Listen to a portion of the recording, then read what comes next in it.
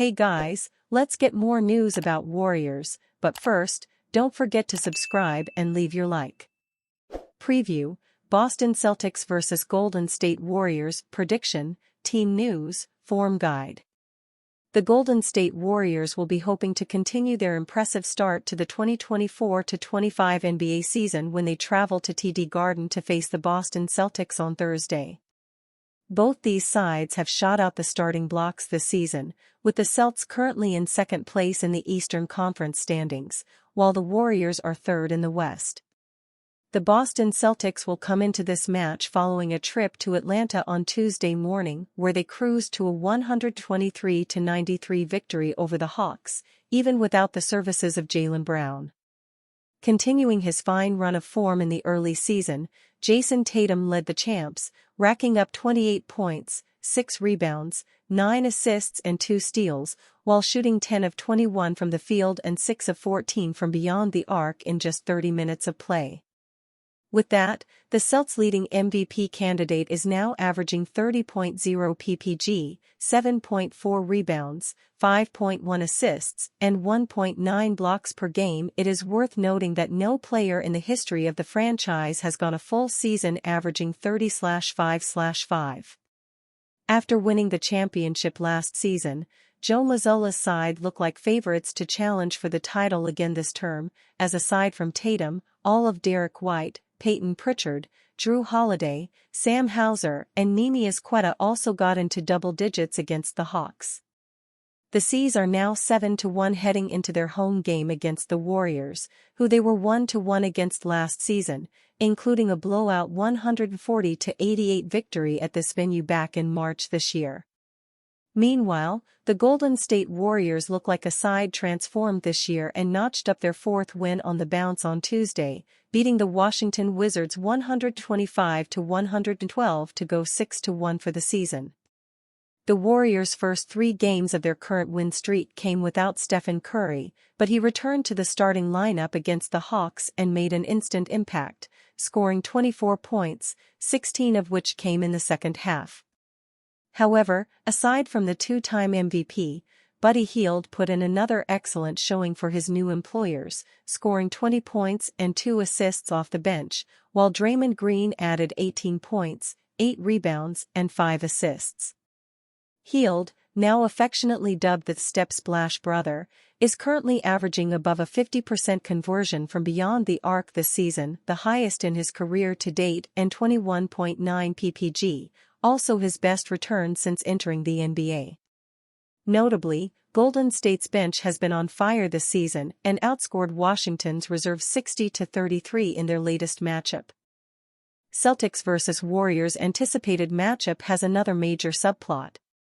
When the Celtics' 2024-25 schedule first came out, there were plenty of Boston fans who circled the Warriors' home matchup on the calendar.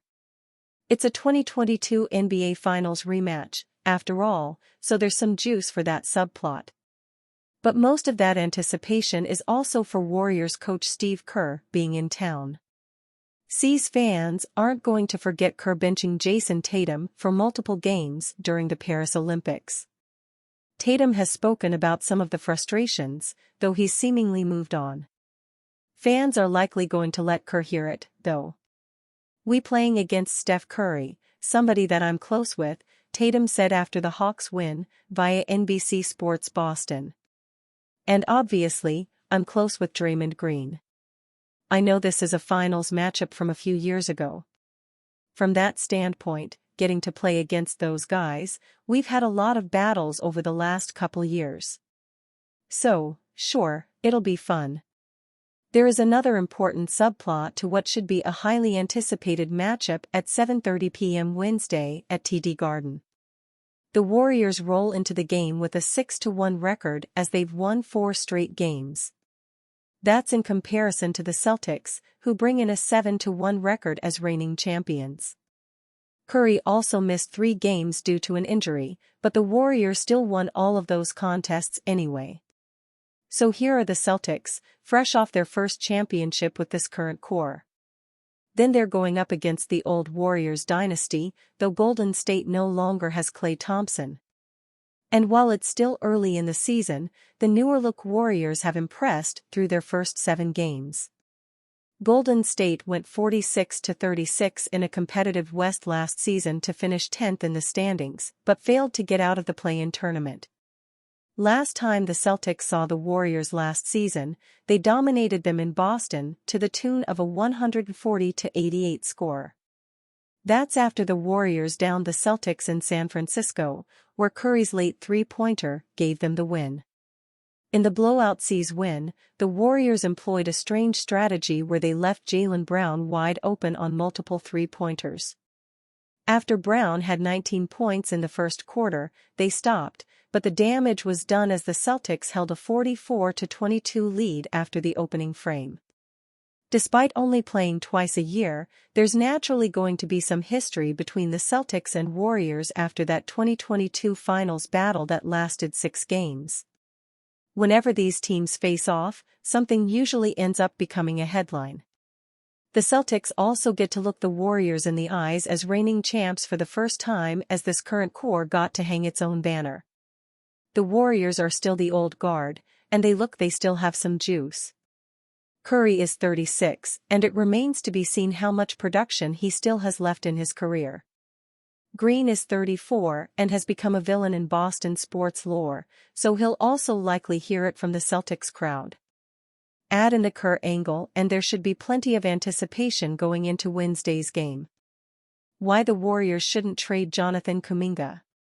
After Golden State Warriors head coach Steve Kerr moved Jonathan Kuminga to the bench last week, there was no surprise when trade rumors started sprouting up.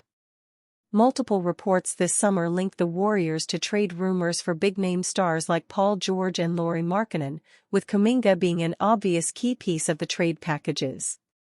Kuminga's inconsistent play and inability to come to terms on a contract extension with the Warriors this offseason make it no surprise why trade rumors are going around. That said, the Warriors shouldn't trade their young forward. Kuminga started the season playing like he might regret betting on himself this offseason. Through the first 3 games, he averaged only 8.0 points and 3.3 rebounds per game and was shooting a dismal 1 of 9 from three-point land. Then, Stephen Curry and Andrew Wiggins got injured, making Kuminga's position in the starting lineup even more essential. Instead of Kuminga becoming the first unit's offensive focus, Kerr moved him to the bench. The feel-good vibes of the Warriors' first few games were in jeopardy, but the move is paying off. Over the next 3 games, Kuminga averaged 18.6 points off the bench. This included a clutch performance in Houston on Saturday, where he scored 6 of the Warriors' 8 overtime points. Even at 5-1, with Kuminga's play starting to improve, the forward can't escape trade rumors. The Athletic's Sam Amick and John Hollinger recently reported that NBA executives think the Warriors are more willing than ever to put Kuminga in a trade for a star. Could rival executives just be saying this to cause trouble in Golden State? It's possible. Realistically, though, the Warriors are likely exploring all options on how to get Curry more support to contend for another NBA championship. That being said, the Warriors should be careful about trading Kuminga. And you, fan? What do you think of the situation of Jonathan Kuminga? Leave your opinion in the comments.